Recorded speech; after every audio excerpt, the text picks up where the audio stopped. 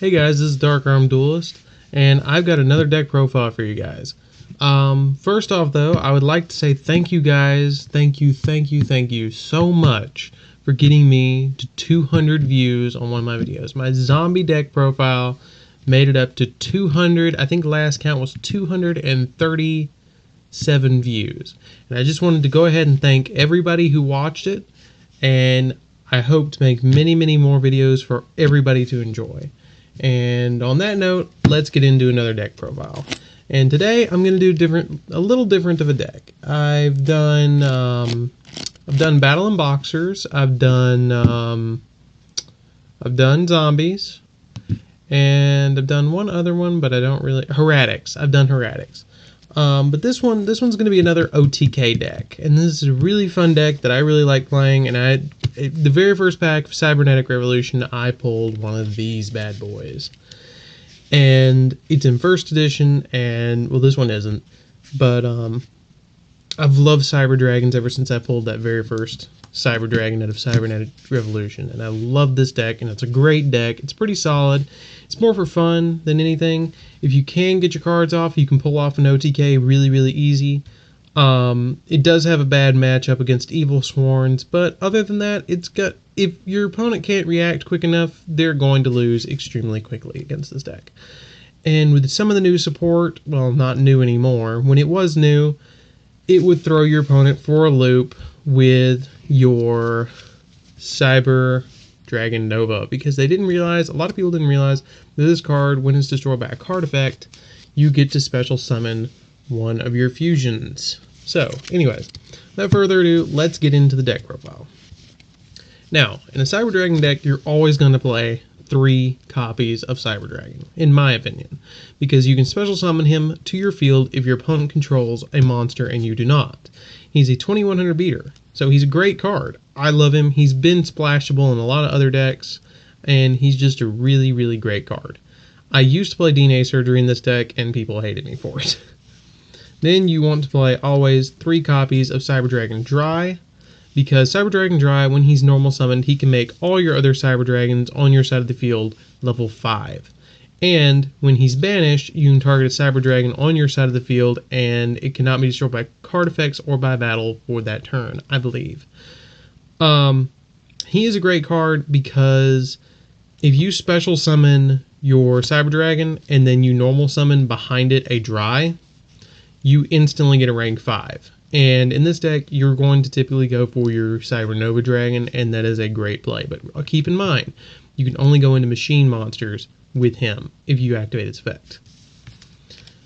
Then you're going to play 2 copies of Cyber Dragon Zwei, which in German means die.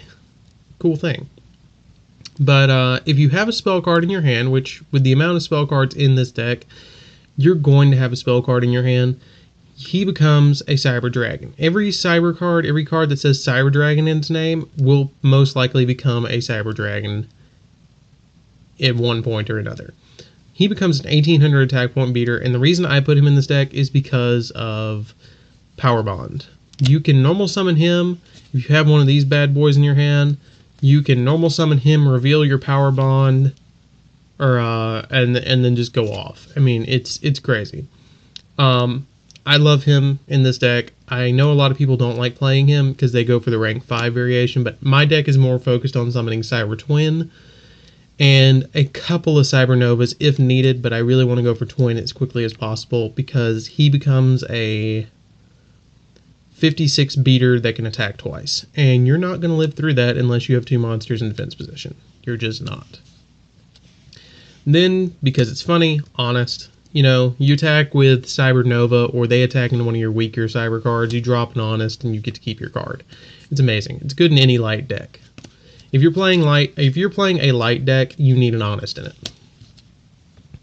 Then I play 1 Cyber Proton Proton Cyber Dragon, excuse me, because this card becomes a Cyber Dragon when it's normal summoned to your side of the field. I like playing it over the 3rd Zwei because it's utility, it's a name, it's there, it's just there. I like it because it's there. Then I play 3 copies of Cyber Core, because when you normal summon Cyber Core, you can snatch out from your deck a cyber spell or trap card from your deck, which is usually going to be your cybernetic repair plant or your cyber network, which I will get into that card later. That is probably the funnest card in the deck, and a lot of people hate you when you play this because they don't realize what it does, because a lot of people don't play this. Then if he's in your graveyard, you can banish him to special summon a machine monster from your deck. That is I believe it's a cyber card. Yeah, you can special summon one cyber dragon from your deck. And, yeah, but you can't control a monster when you do that. He's a really great card. Every cyber deck... Oh, and he's a machine duplication target. So if you have machine duplication in your hand, neat thing, really quick, before I move on. If you have machine duplication in your hand... Okay, a lot of people don't know this combo. You have machine duplication in your hand, you activate machine duplication on him. Because he's on the field and his name is Cyber Dragon, you don't get to special summon 2 cores, you special summon 2 Cyber Dragons. So essentially, you're making a rank 5 play with a free core on the field. So that's a lot of damage your opponent's about to take. That is a lot. And if you got a Power Bond in your hand, you can go into a Cyber End Dragon if you do so choose to, or a Cyber Twin, and keep one of your Cyber Dragons on the field. Then you play Cyber Eltanen, because he is your oh shit card. He is your, oh god, I've got nothing left, I need to blow up the field, and it's just, I gotta do it. I can't not do this right now. If you drop him, you have to banish all your light machine monsters on your side of the field and in your graveyard, and then he destroys every monster that is face up on the field. Or he doesn't destroy them, he sends them to the graveyard. So a lot of cards will not get their effects off because of him, and that's a great thing. Also, he gains 500 attack points for every single one banished, and if you drop him late game... Yeah, your opponent's not going to have a fun time, because everything in here except for Honest is a machine. Just calculate that. I'll let you guys do that one.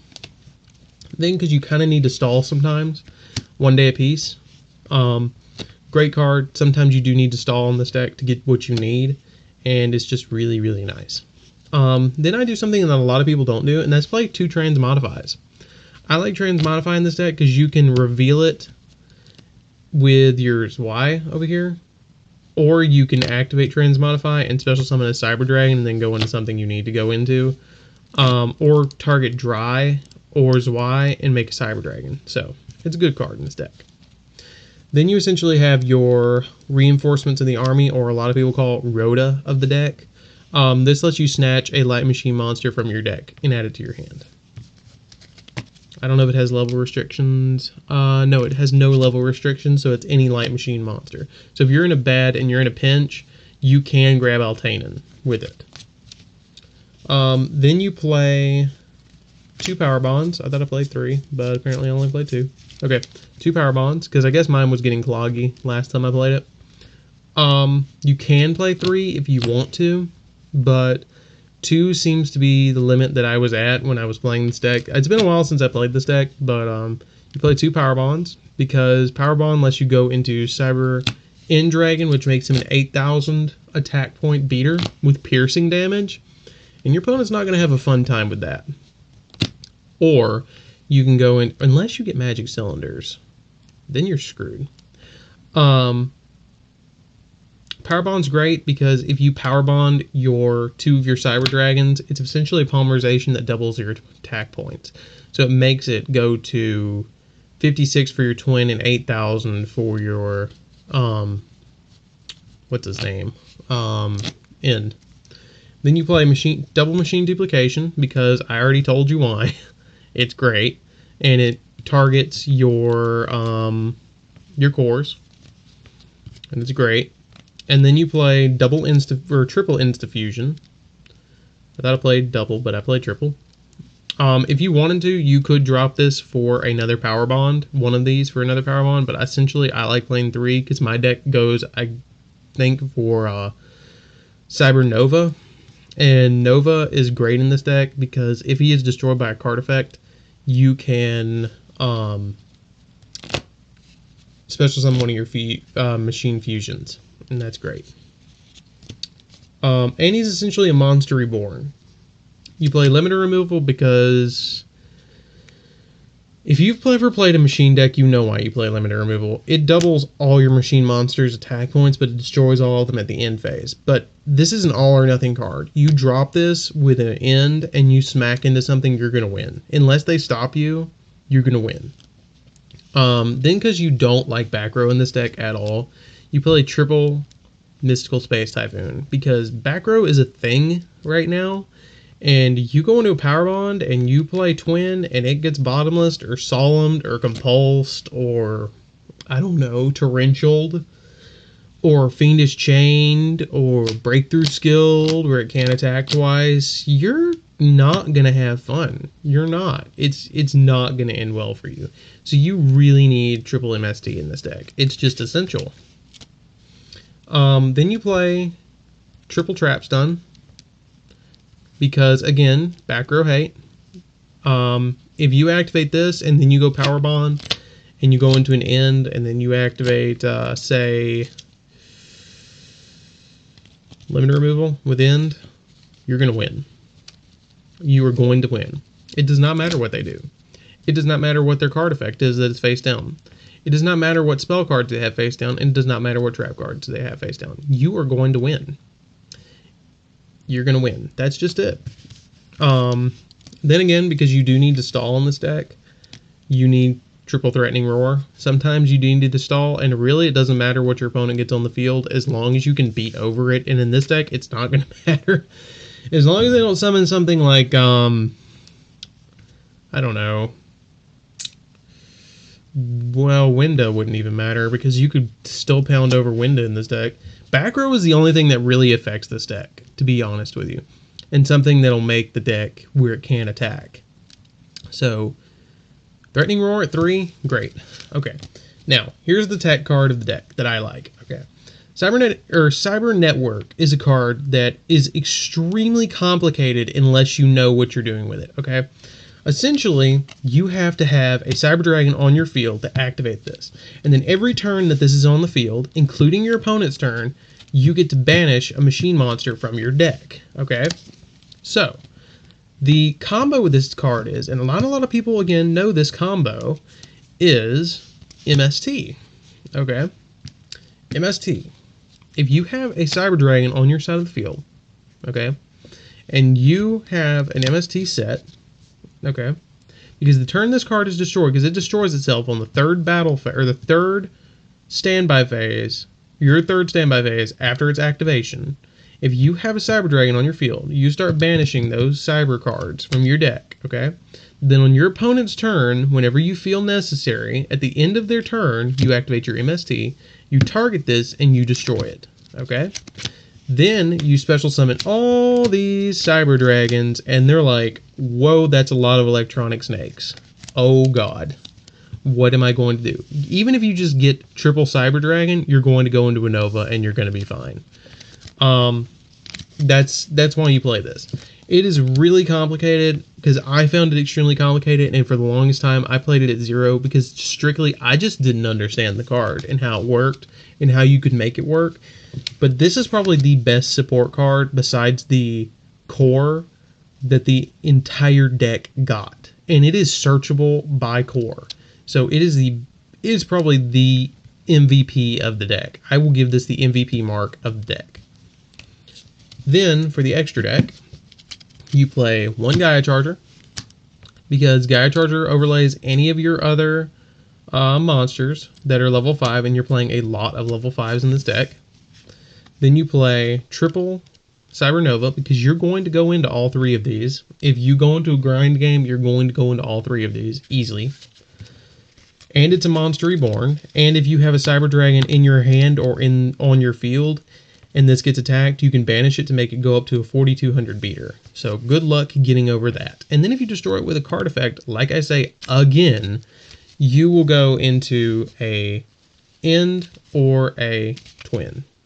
Typically, you'll go into end that way. Then you play Tiras, Keeper of Genesis, because sometimes you can only overlay the light cards in this deck. I think you do. I don't know. But I like Tiras over Armides, because Tyrus, he can't be destroyed by card effects, and every turn he pops a card, and it's just good. And he's a 2600 beater. Then you play Pleiades, because Pleiades is great. He bounces stuff. He's a walking compulsory evacuation device. Then, when you need it, you go number 61, Volcasaurus. Volcasaurus is amazing over Armides, in my opinion. Or not Armides. It's not Armides. What was his name? Keeper of Armageddon. I'll just say Keeper of Armageddon. I don't remember his name. Armides is the overlay or the synchro. But number 61, Volcasaurus, is great because you detach a card, you target a card on your opponent's side of the field. Say it's a El Shaddol construct, and they lose 2,800 attack points, and then you overlay into Gaia Charger over the top of this. Then you tack into, like, say, their Marshmallow. Marshmallow.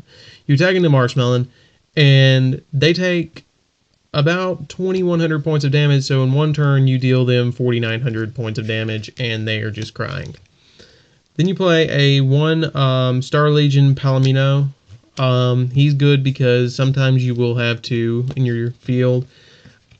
I don't feel like a lot of rank 4s are necessary in this deck at all, because typically you're only going to go into maybe him. Maybe. I mean, you could play Exciton Knight or 101. I just don't, because I played in other decks, and I don't play this deck religiously like I play some of my other ones. So I only would play Star Legion. Okay. Then you play Cyber End Dragon, because it is a cyber deck, and you need to play at least 1. You need to play 1. Don't play more than 1, unless you're specifically going for him. And then you should be going to him. You should be going for him. And that'll bring us to the next card after I read this fact. If you play him, he inflicts piercing damage, and he's a 4,000 beater. So why the hell would you not want to play this? It's amazing. If you trap stun with him, your opponent is going to be very, very, very butthurt. Then you play double Cyber Twin, because, hey, it's double Cyber Twin. Cyber Twin can attack twice, and if you powerbomb with him, he becomes a 5,600 beater. You attack over one of your opponent's monsters, or you attack them directly, and it is an OTK. Then you play 2 Chimera Tech Fortress Dragon, because if your opponent has a machine monster on their field, like Quillhorts, and you have a Cyber Dragon on your field, you steal all their monsters as fusion material, and then you make this 1,000 attack points for every machine monster that got fused with this. Unless they have skill drain, and then you're sad. But you still got rid of their stuff. Then you play 2 Panzer Dragons, because you play... I know I should probably play 3, but I only play 2 because I only play 3 Insta-Fusions. And that is your Insta-Fusion target. You will not go into him any other way. If he is destroyed and sent to the graveyard, you can destroy 1 card. So he's okay. If you need to summon him quickly in defense mode or something, he is good to sit on because he does have 2,600 defense points. But, you know, I wouldn't do that. I mean, he's going to die at the end of the turn if you activate Insta-Fusion. But he can pop something at the end of the turn. But that's 1,000 life points to pop something. And yeah, guys, that is my Cyber Dragon deck profile. I hope you guys enjoy it, and I really appreciate everybody that views. And if you would take the time out of your day and subscribe, it would help out a lot so we could get some more people to watch it. Maybe we can break 300. I'm hoping we can break 300 with that zombie deck profile, but maybe this one's going to be it. Maybe this deck is going to be it.